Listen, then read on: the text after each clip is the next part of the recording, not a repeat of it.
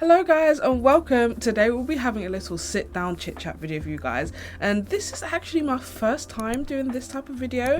Normally I just talk about my hair, my makeup, or my skin, and I just kind of leave. So I thought I'd introduce something different to my channel, which are these sort of sit down, talking, discussing type videos. And today I will be doing my skincare routine, and hopefully we'll have enough time to moisturize my hair too, because I had my hair in a weave. I've just undone all the braids and this is what my hair is looking like, very frizzy and fuzzy. It's wash day tomorrow and I can't wait to wash my hair. As you can see, there's little to no movement in my hair. It's just a hot mess, okay?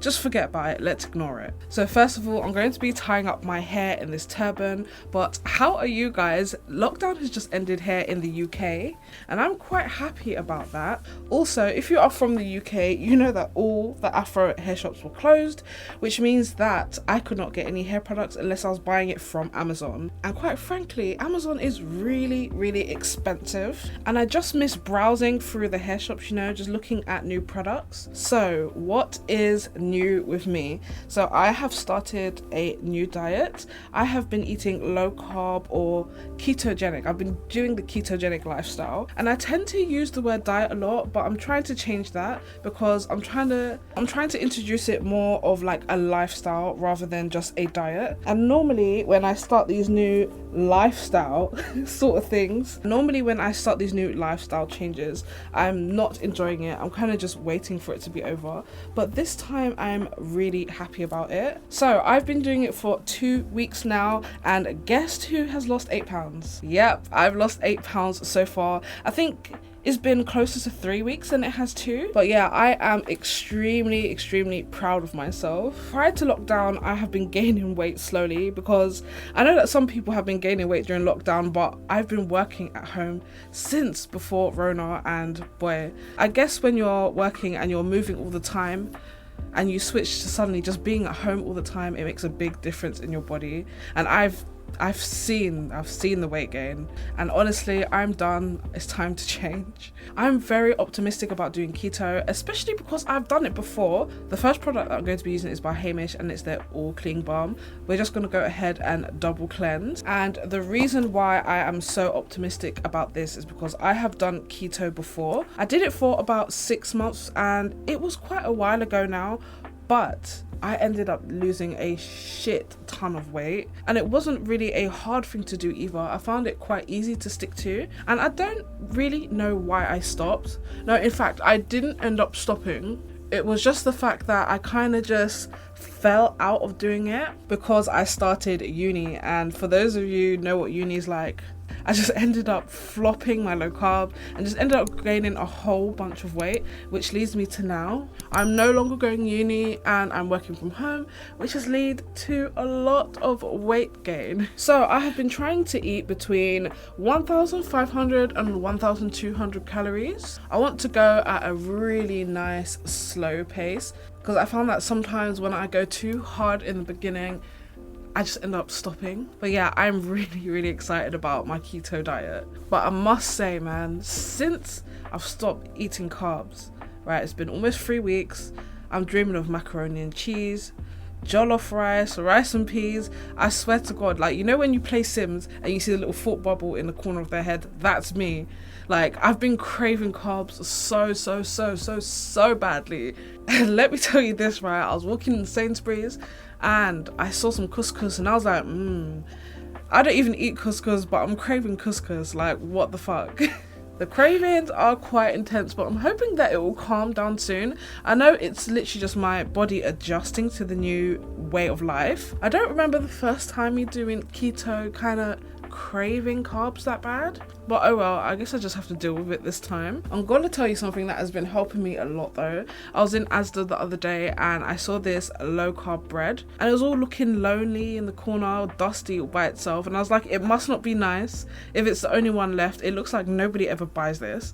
So I decided to pick it up and it was actually really good, and it's surprisingly low in carbs and really high in protein, which is what I love. So after I tried the bread, I was like, I need to go look for more because this is really what's going to help me stick to doing keto. Come to find, me and my partner went to about 3 or 4 Asdas nowhere to be seen. There was none left anywhere, but we did end up finding it in the end, and we did bulk buy. We bought about 4 packets, but guess how many slices they put in that packet?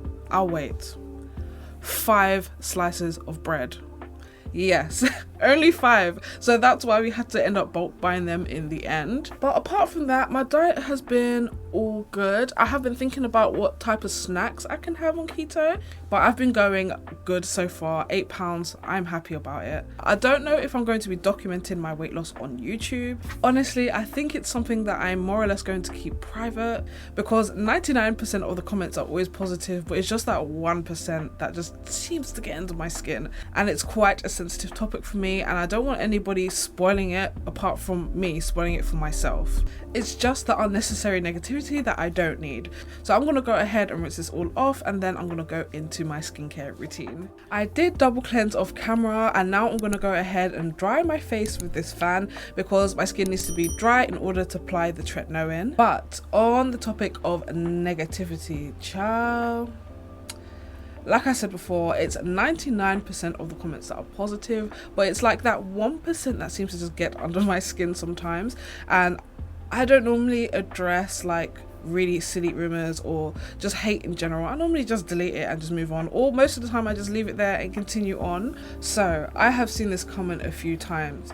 Oh my god, your skin bleaching. Oh my god, your skin has gotten so light. Like, what are you doing to your skin? Or, my gosh, you're getting whiter and whiter every time I see you. Or, you know, just something along those lines. So every single time that I see this comment, I respond with, listen, this is not hard.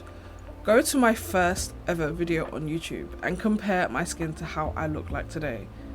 I look exactly the same. But if you look hard enough, what you will find is that my skin got darker and darker and darker, not lighter, honey. But that was done on purpose. I purposely made my skin darker. The second product that I'll be going in is tretinoin, and I'm going to be going with 0.5%. If you wanted to see what my first week experience using this was, I will leave that link up in the icon so you can watch after this. I do need to do an update video on this product because let me tell you, it has been a journey, let me tell you that. I'm going to put a pea-sized amount on my face and then a pea-sized amount on my neck area.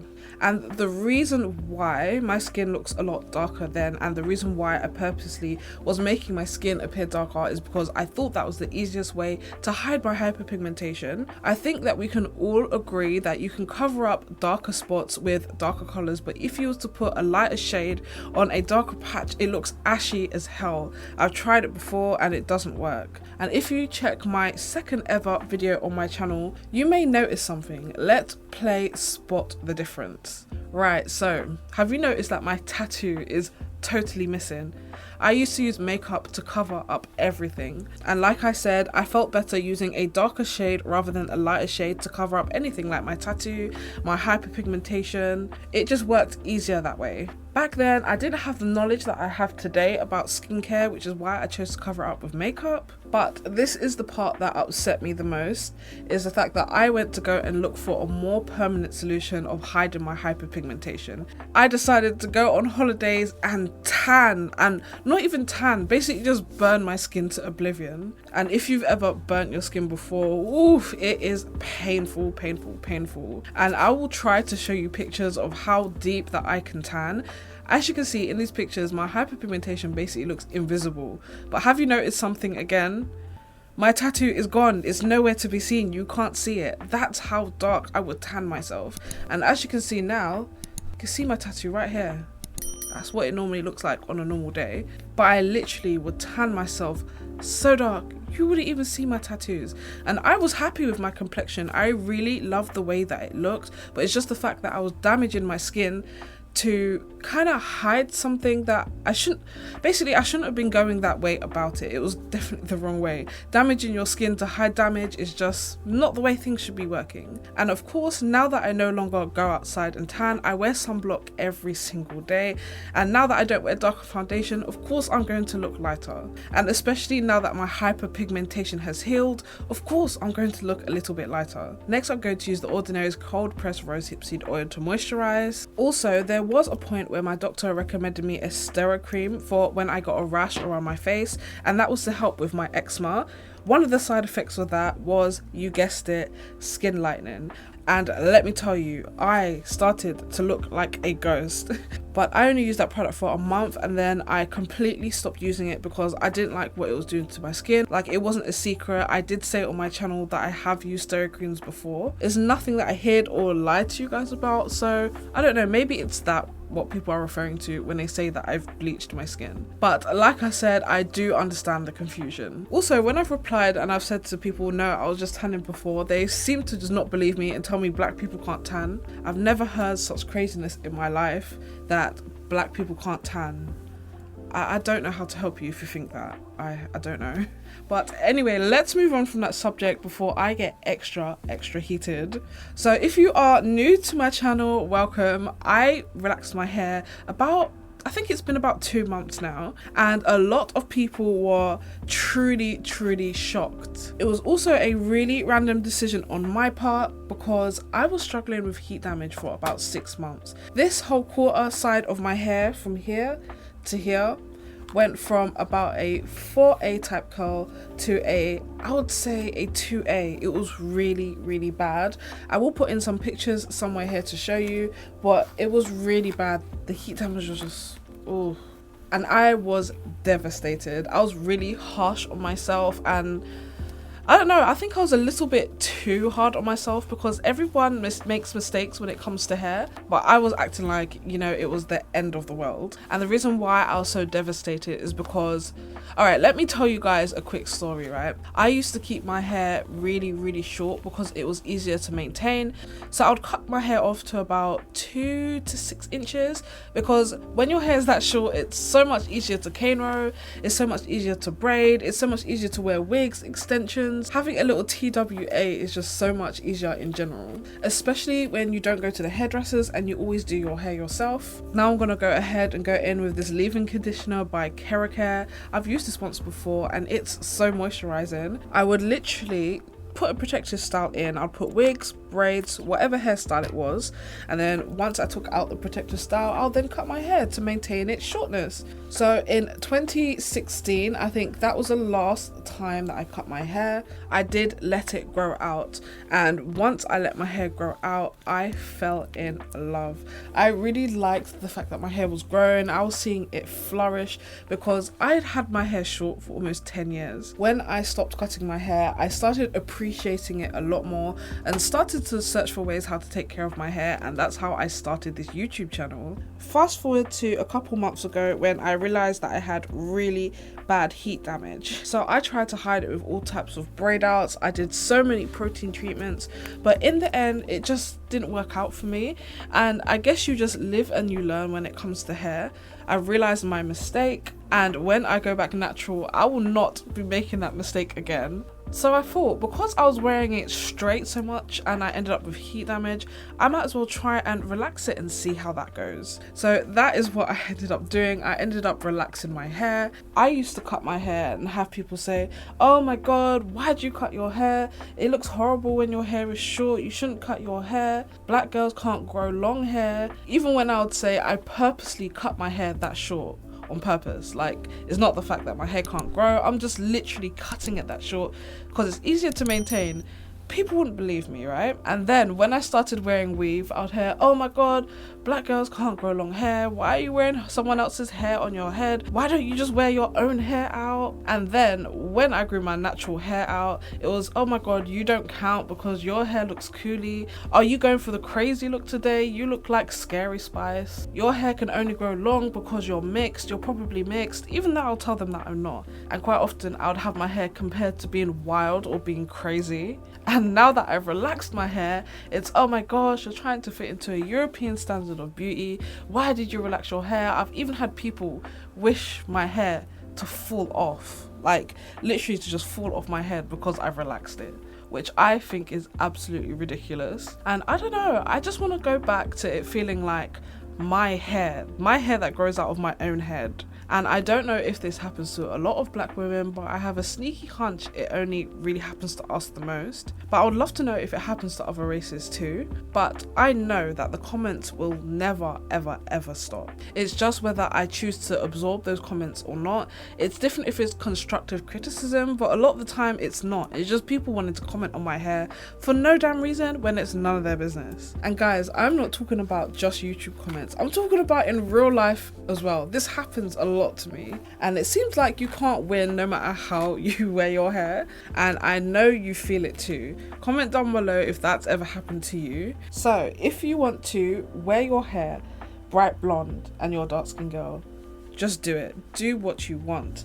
If you want to go ahead and big chop your hair and you want to wear it really short in a TWA, you should be allowed to do so. If you want to relax your hair and have it straight, flowing all down your back, or you even want a shortcut and relax your hair, why not? Go ahead and do it. And it's your hair on your head, and you shouldn't let anybody convince you otherwise. That's it for now, guys. If you enjoyed this video, please give it a big thumbs up. Also subscribe if you haven't done already, and I will see you next Sunday for the next video. Bye.